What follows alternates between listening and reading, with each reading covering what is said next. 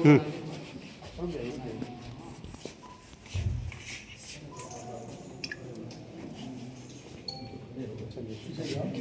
Madam, कैसा लग रहा है आज आप पत्रकार सम्मेलन में आई है और पत्रकारों के लिए क्या कहेंगे?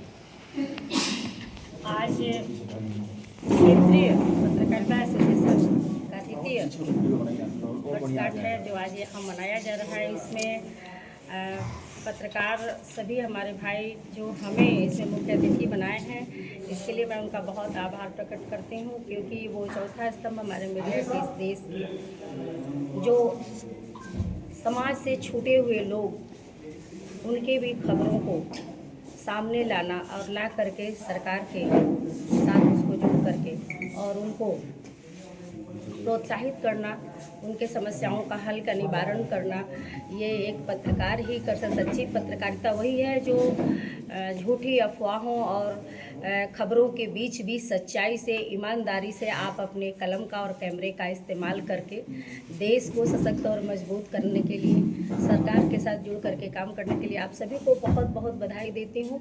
हमारा देश का विकास तभी होगा जब हमारा चौथा स्तंभ जो छूटा हुआ भी कोई मसला सरकार से भी कहीं कोई चीज़ें छूटी तो उसको आप उजागर करके सरकार को बता करके उस काम को पूरा कराते हैं।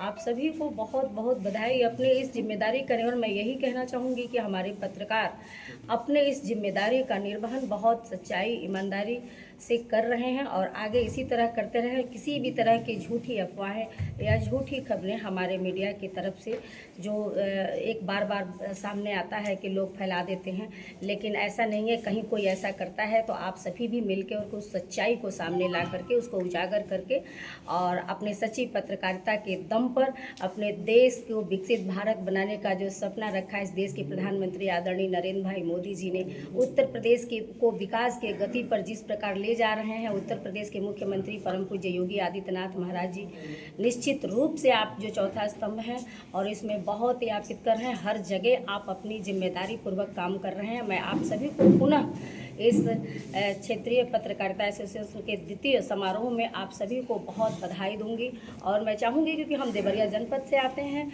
हम सभी ये देवरिया, भाटपार और क्षेत्रीय जो भी हमारे यहाँ पे जहाँ जहाँ के पत्रकार आए हैं सभी अपने कलम का इस्तेमाल, अपने कैमरे का इस्तेमाल समाज के उन छूटे टूटे लोगों की समस्याओं का निवारण में आप सभी जो है सामने आकर के करें। जहाँ भी कहीं कुछ गलत हो रहा हो, किसी से डरने की ज़रूरत नहीं, दबने की ज़रूरत नहीं, गलत बात को उजागर करके और सही न्याय दिलाने का काम आपका है। निश्चित रूप से आप जब सामने उजागर करेंगे, सरकार आपके साथ है और सरकार सभी बुनियादी चीज़ों पर भी काम कर रही है और कहीं भी कुछ गलत हो रहा हो उसके साथ भी।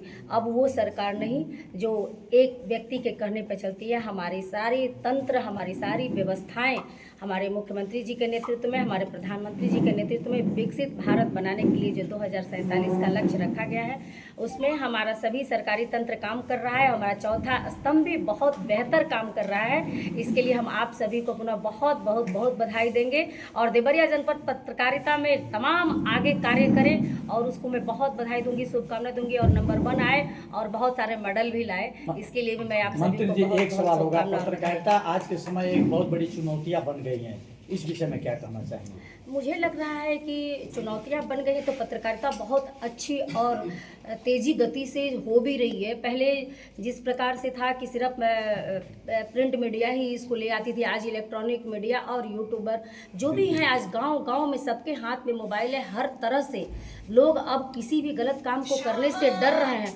अगर वो गलत कर भी रहे हैं तो तुरंत वो सारी चीज़ें डिजिटल हो चुकी हैं, सामने आ जा रही हैं। हर व्यक्ति आज अपने आप को पत्रकार की तरह जो है, कहीं कुछ गलत हो रहा हो तो उसको रीड कर रहा है, वॉच कर रहा है। अगर पत्रकार वहाँ नहीं भी पहुँच पाए उन तक पहुँचाने का काम कर रहा है। यानी कि कहीं भी अब किसी भी तरह की कोई गलती करके बच नहीं सकता है। अब किसी तरह से हर प्रकार से सरकार के पास वो सारी न्यूज़ चली आती है और सरकार उसका निवारण भी करती है।